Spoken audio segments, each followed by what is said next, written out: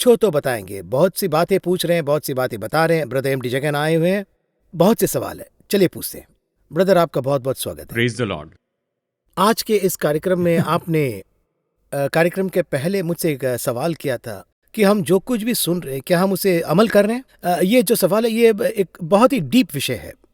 पूछो तो बताएंगे, ये सब तो ठीक है।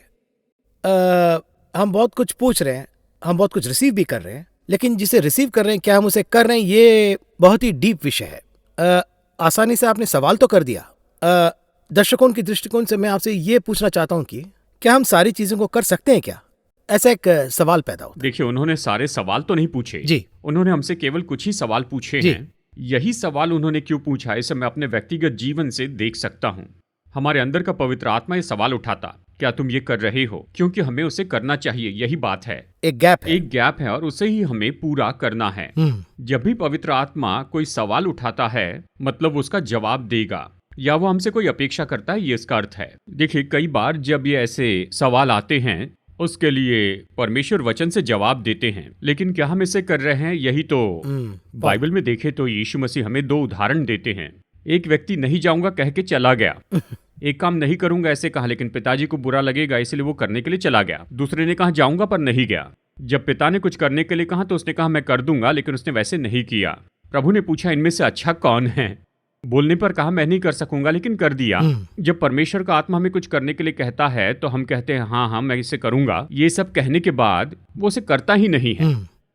किसी बात के लिए परमेश्वर का आत्मा हमें जगाता है तो ये कोई बड़ी बात नहीं लगती है, पर इसे करना है इस तरह मन में चलता है कि उसने इस तरह कहा, उस तरह कहा, तो हम कैसे प्रत्युत्तर देते और क्या काम करते हैं, ये बहुत महत्वपूर्ण है। मुख्य, वही तो बेस है। हाँ, आज हमारी प्रतिक्रिया अच्छी है, बिल्कुल तुरंत ही चर्च में, यानी बहुत से चर्च एक्साइट हो रहे हैं, यानी खत्म होने के बाद ये सब उत्साहित हो जाते हैं। वो आ रहा है, इस तरह से उत्साहित होते हैं, बपतिस्मा लेना है, ये करना है, वो करना है कहते। पर 1 हफ्ते बाद या 10 दिन बाद उनकी मनोदशा को देखिए, फिर से सभा के पहले जैसे थे बिल्कुल वैसे ही हो जाते हैं। समय समय पर मैं ये कहता हूँ, सुनना नहीं लेकिन हम क्या कहते हैं ये महत्वपूर्ण है। यानी उससे आउटपुट क्या मिल रहा है ये महत्वपूर्ण है। यानी बहुत से लोग प्रोग्राम देखते हैं, इस प्रोग्राम को देखते हैं, कमेंट्स भी कमर्शियल्स अच्छे हैं, वो उसे स्वीकार करते हैं। जी हाँ, रिसीव कर। जी हाँ, क्योंकि उनमें से एक आउटपुट है। एक दिन मैंने प्रभु के एक दास से संदेश सुना। 20 लोग बैठकर सुन रहे थे। उन्होंने 7 पॉइंट्स बताए और हर एक पॉइंट के 3-3 सब पॉइंट बताए, तो 21 पॉइंट हो गए। संदेश के बाद सब कहने लगे देखिए आपने बहुत अच्छा संदेश दिया है, लेकिन मुझ में एक संदेह था, क्या ये बात उनके अंदर चली गई है? कई बार प्रभु के दास को खुश करने के लिए वो कहते हैं। जब अगला सेशन शुरू हुआ तो बोर्ड पर का सब कुछ मिट गया था, मिटा दिया गया। 21 पॉइंट थे, बस 7 पॉइंट बताने के लिए कहा तो कोई नहीं बता पाया। बात क्या, उन्होंने इसे स्वीकार किया, लेकिन इसने अंदर जाकर कोई काम नहीं किया। तो सवाल पूछना तो ठीक है, ये अच्छी बात है, जैसे आपने कहा ये अच्छी बात है, लेकिन इससे हमें कौन सा आउटपुट मिलता है ये बहुत महत्वपूर्ण है। बहुत लोग कमेंट्स लिख रहे हैं, पूछ रहे हैं, लेकिन उसे सुनकर, उसे रिसीव करके, उसे अमल करके ध्यान कर रहे हैं, कुछ चेंजेस कर रहे हैं, यही तो बात है। के लिए पवित्र आत्मा उन्हें जागृत कर रहा है, यही महत्वपूर्ण बात है। अपोस्टल पॉल भी आज सुबह जब मैं एक डिवोशन कर रहा था, he purposed in his heart to go to Rome. मतलब वो एक जगह पर हैं, लेकिन माइंड को अलाइन कर रहे हैं। डैनियल के लिए भी वही शब्द आ रहा है। दावत के दौरान महल में, हमने इसके बारे में पहले भी बात की थी। ही पर्पस्ड इन हिज हार्ट, मतलब एक निर्णय, एक क्या बोलते हैं इसे, it's a kind of alignment. मैं ऐसे नहीं करूंगा, ऐसा उसी तरह उसे कर रहे हैं। वो भी एक अलाइनमेंट में है ना। देखिए, एक छोटा उदाहरण है, आपने कहा इसलिए मैं इसे दोहरा रहा हूँ। पौलुस में ये इच्छा किसने दी थी? पवित्र आत्मा ने दी। देखिए, इसी तरह से पौलुस को इसके पहले एक और इच्छा दी गई थी। वो क्या थी कि मैं यरूशलेम में जाऊंगा, इस तरह उसमें बड़ी इच्छा थी। उस समय बड़ी भीड़ ने उसे जाने से रोका, मत जाना, जाओगे तो ये होगा। एक ने आकर भविष्यवाणी भी की, वो तुम्हें ऐसे बांध देंगे। लेकिन पौलुस तो वहां पर गया, वहां जाकर अपनी गवाही बताई। पौलुस को वहां जाना सही था या गलत था? ये सवाल उठता है। बहुत से लोग इसे पढ़ते हैं तो ये सोचते हैं वो कह रहा है कि मत जाओ, और एक समय ये कहता है कि पवित्र आत्मा ने खुद ये कहा तुम मत जाओ, यही पवित्र आत्मा ने कहा है, भविष्यवाणी के रूप में बताया। लेकिन फिर भी पौलुस चला गया। उसका जाना सही है या गलत है? अगर ये पूछे तो क्या वो परमेश्वर की इच्छा से आगे चला गया?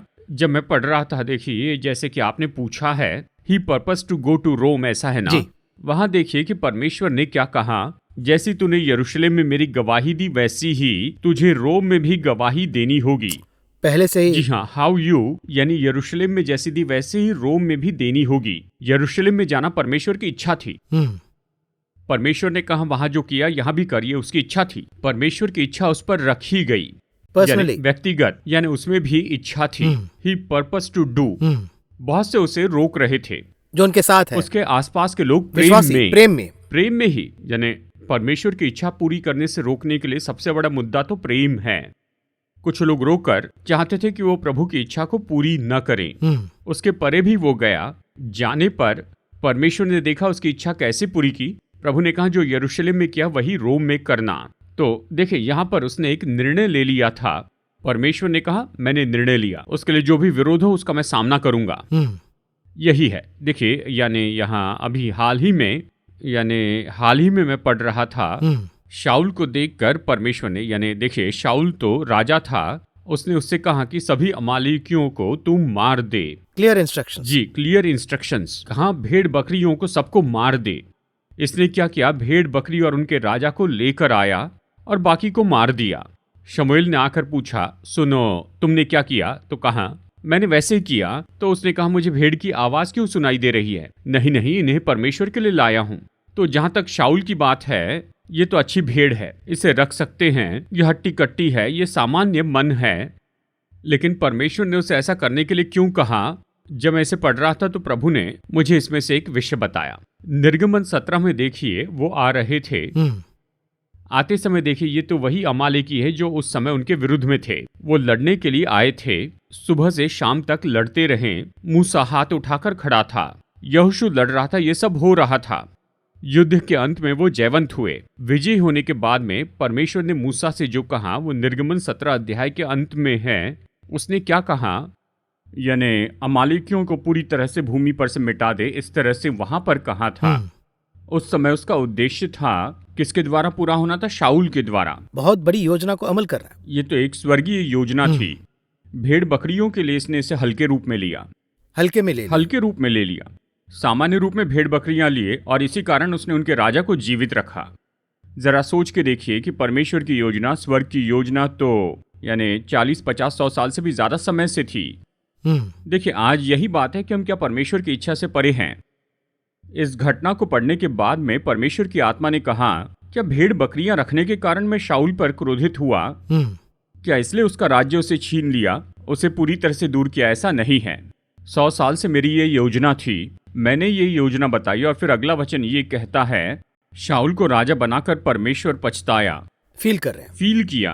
पूछने पर कारण बताया कि उसने मेरी बात नहीं मानी। क्यों? क्योंकि मैंने ये वचन दिया था कि अमालेकियों को मिटा दूंगा। वो वचन पूरा करना था। मैंने इसी पर भरोसा करके ये सब कहा था। तो विश्वास के साथ जब हम एक चीज को करते हैं और जब वो मिस होता है तभी तो इसे करने का यही उद्देश्य था। मुझे प्रभु की इच्छा पूरी करनी है। यहाँ शमूएल के द्वारा परमेश्वर ने उससे कहा था कि उन सबको खत्म कर दे। परमेश्वर ने उसे अधिकार दिया था, परमेश्वर उसे सफलता भी देते। उसके लिए छोटी सी बात थी। इसी तरह से कई बार परमेश्वर हमसे बातें करते हैं फिर भी हम उसे नहीं करते हैं, उसके बताने के बाद भी नहीं करते। उसमें से हमारे लिए कुछ है, उसे ओवरकम उस पर जय पानी जैसे है। रेवलेशन में कहते हैं। जी, वही बहुत महत्वपूर्ण है। उसे करने पर ही परमेश्वर की इच्छा पूरी होगी। जब परमेश्वर हमसे कुछ कहते हैं तो हमें ये नहीं सोचना इस समय के लिए परमेश्वर ने कहा। उसके पीछे देखिए भूतकाल की भविष्यवाणियां हैं और भविष्य की बहुत सी बातें उसमें जुड़ी हैं। उसके आधार पर यह कहा। परमेश्वर के साथ एक डायमेंशन नहीं है, जैसे हमने कहा है।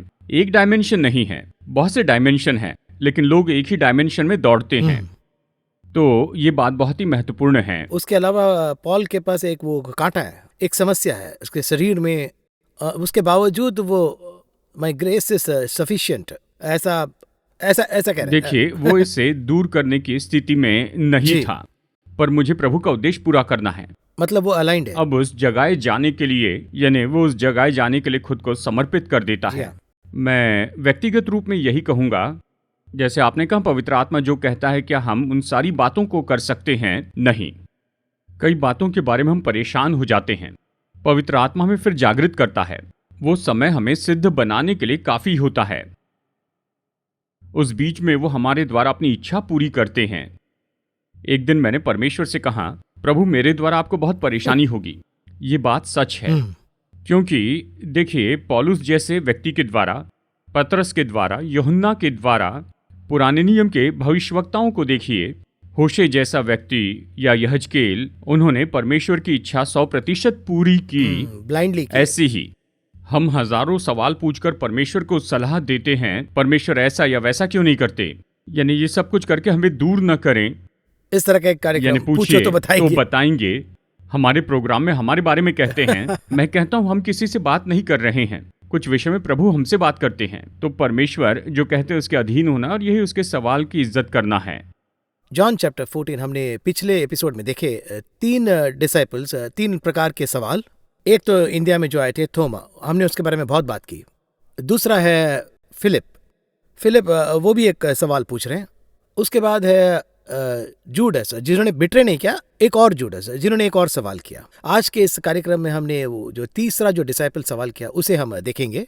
एक अलग तरह का अप्रोच। अब एक अलग तरह का अप्रोच मतलब वो पूछ रहे हैं, lord how is it that you will manifest yourself to us and not to the world.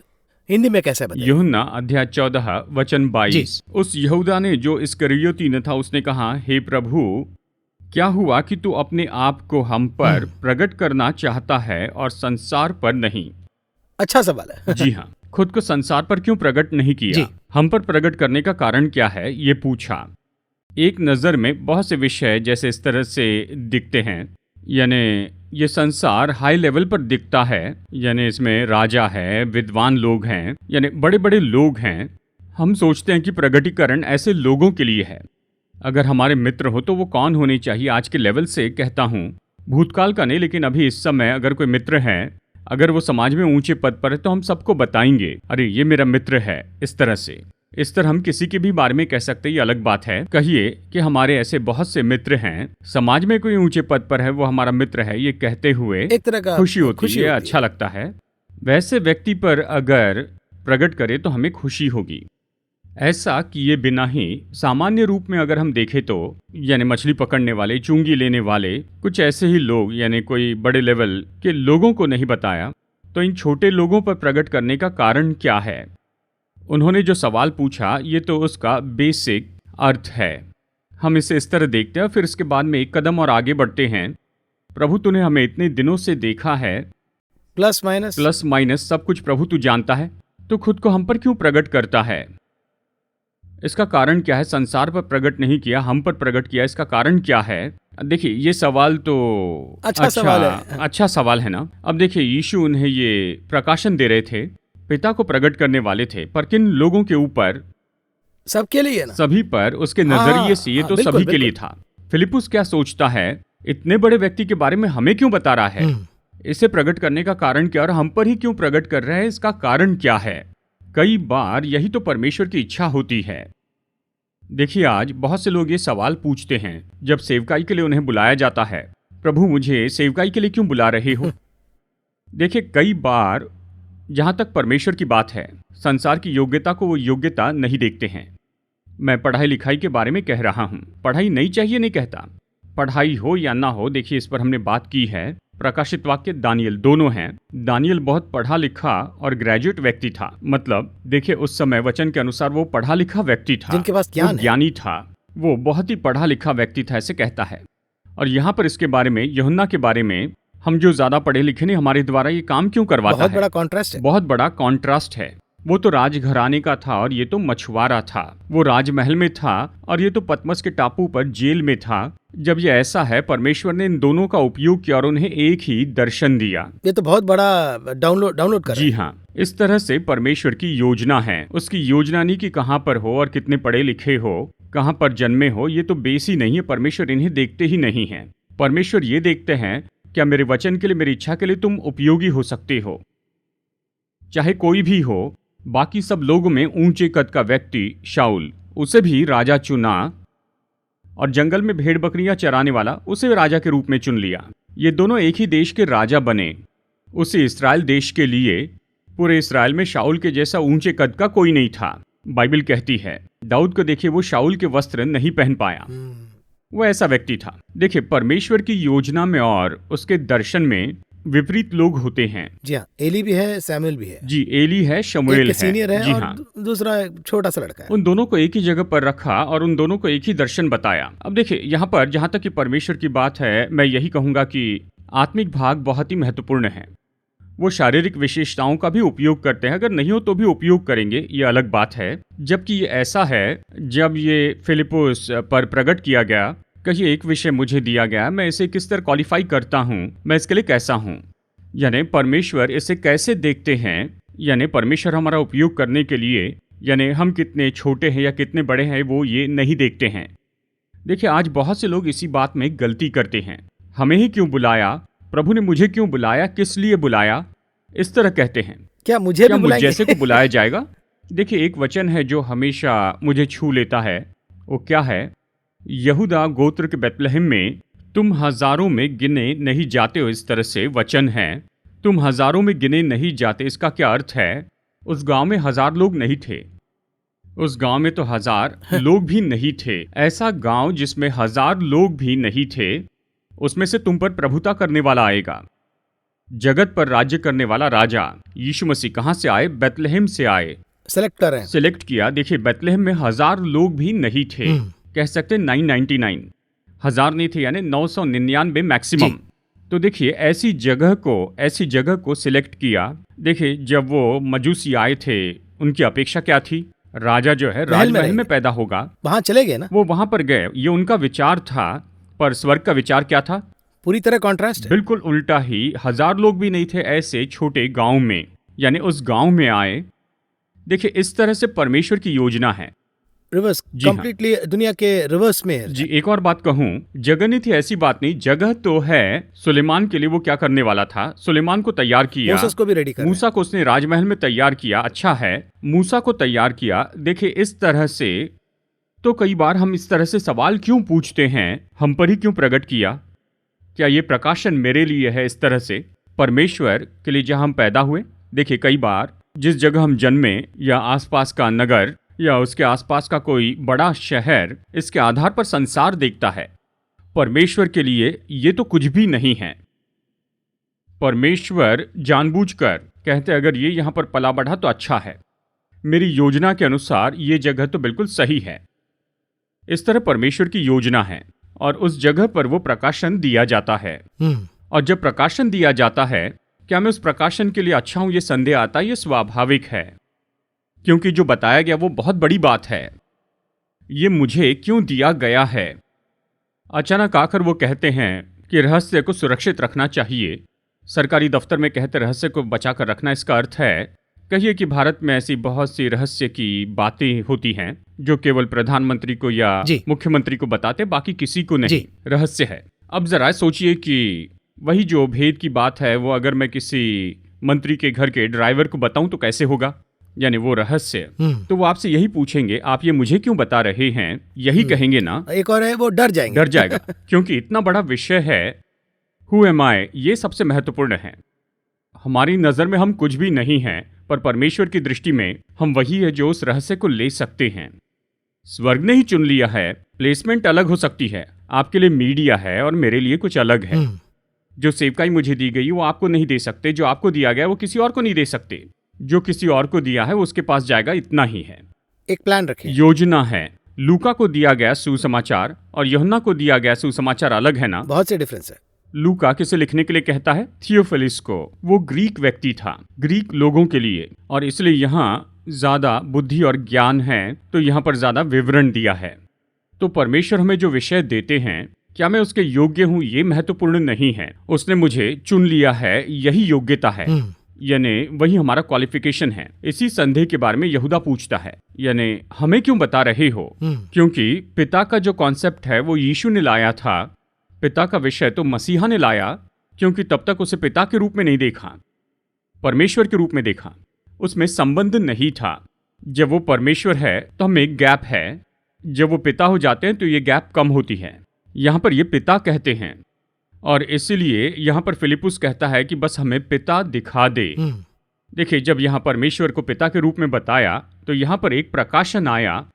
पिता के बारे में हमें क्यों बता रहा है, ये यहूदा पूछता है, क्योंकि ये तो बहुत बड़ा विषय है। इसलिए तो यहाँ पर हम सोचते हैं क्वालिफिकेशन जरूरी है, लेकिन परमेश्वर का सिलेक्शन अलग है। इसमें एक और गहरी सच्चाई बाहर आती है, और वो ये है कि प्रभु के हम निकट जाते जाते तब तब उनकी उम्मीदें भी रिवील होते ही रहते हैं। मतलब ये कोई वो नॉर्मली सेलेक्ट कर रहे हैं, ये कोई 12 लोगों को सेलेक्ट किए हैं, ट्रेनिंग चल रहा है, सब देख रहे हैं, सब ठीक है। अब इनका सवाल भी कुछ जाते जाते जाते कुछ अलग दिशा में जा रहा है। मतलब बिगनिंग में जो विषय है उसे पार करते हुए जाता है, तो इस हिसाब से रिवील होते ही रहे। तो हम जितना डिग कर रहे हैं उतना विषय बाहर आता है। मैं इसी पॉइंट को कहना चाहता हूँ। हम थोड़ा रिवर्स में सोच सकते हैं। जैसे हम इसके करीब करीब आते जाते हैं तो पवित्र आत्मा उनसे जो सवाल पूछवाता है वो भी बदलते हैं। वो जितने समर्पित और जितने उसके करीब है उसी के आधार पर सवाल पूछवाता है। क्योंकि देखिए, वचन के अनुसार ही जबकि हम नहीं जानते कि हमें क्या मांगना चाहिए, पवित्र आत्मा हमारी अगुवाई करता है। तो देखिए, एक बेसिक सवाल है। शुरू में ही वो आकर कहते हैं, हम सब छोड़कर आए हैं, हमें क्या मिलेगा? इस तरह सवाल पूछते हैं। ये एक लेवल का सवाल है, क्या मिलेगा? जी हाँ। फिर अगला सवाल है, तो हमें छोड़कर जा रहा है, हम वहां पर कैसे आएंगे? ये एक और सवाल है।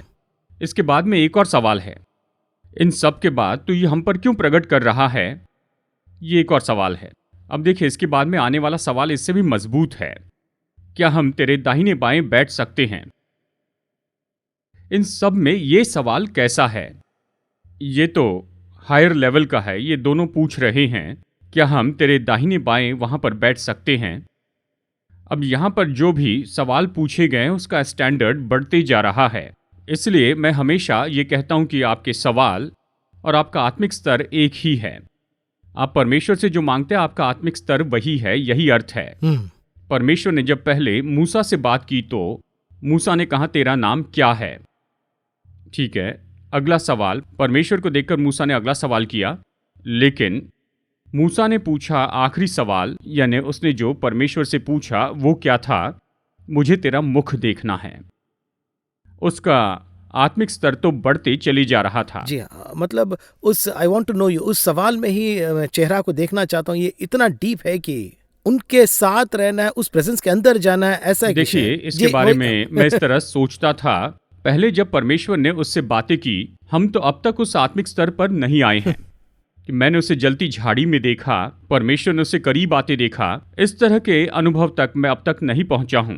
लेकिन देखिए, इससे परे पहाड़ के ऊपर देखा, बादलों पर देखा, एक जगह परमेश्वर कहते हैं वो मुझे आमने सामने देखा करता था। इस लेवल को पार करने के बाद में वो ये पूछता है, मैं तो तेरी महिमा देखना चाहता हूं। इसके बाद परमेश्वर कहते हैं, तुम मुझे नहीं देख सकते, मेरे मुख को नहीं देख सकते हो, मैं तुम्हें केवल अपनी पीठ दिखाऊंगा। वो भी जवाब दे रहे हैं। जवाब दिया, मैं तुम्हें अपनी पीठ दिखाऊंगा, तुम्हें पहाड़ पर जाना है, चट्टान के पीछे रहना है, प्रोटोकॉल है। यानी ये सब कुछ एक स्टैंडर्ड दिया। अब देखिए, सवाल का स्टैंडर्ड कैसे हो गया। मैं यही कह रहा हूं, हमें कौन से सवाल पूछने चाहिए। देखिए, कालेब की बेटी उसके पास आकर कालेब से क्या पूछती है? जहां जल के सोते हैं ऐसी भूमि हमें दे। ठीक है, लेकिन यहाँ याकूब जाकर अपने पिता से क्या मांगता है?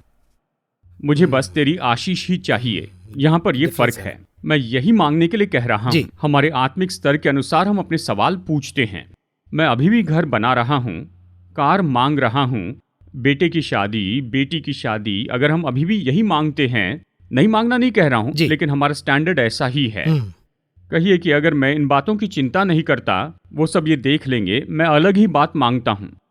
इस तरह से कि परमेश्वर बाइबल से मुझे प्रकाशन दीजिए, अपने बारे में मुझे बताइए, किंगडम एज प्रभु राज्य की बातें। फिर कुछ समय बाद कहेंगे, प्रभु आप मुझसे बातें कीजिए, मुझे अपना सत्य बताइए, मुझे अपना मुख दिखाइए। जैसे हनोक आपके साथ चला, मैं भी आपके साथ चलूं। जब इस तरह के विचार आते जाएंगे तो बाइबल कहती है छोटे विचार नहीं पर ऊंचे विचार आएंगे। तब स्वर्ग हम पर प्रकट किया जाएगा, स्वर्ग हमसे बात करेगा। स्वर्ग जिस विषय पर बात करेगा वो है, देखो ये इतने बड़े विषय को मांग रहा है। देखिए, कई बार, अब उदाहरण के लिए कहता हूं, आपके बारे में सोच कर नहीं, लेकिन सामान्य रूप में जो सवाल पूछते हैं, कोई नहीं सोचते हैं कि उनमें इतना ज्ञान है।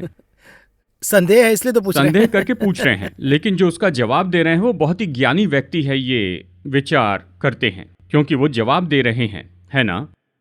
लेकिन कई बार जो सवाल पूछने वाला व्यक्ति है वो जवाब दे सकता है, देखिए, इतना ज्ञान परमेश्वर ने उसे दिया है।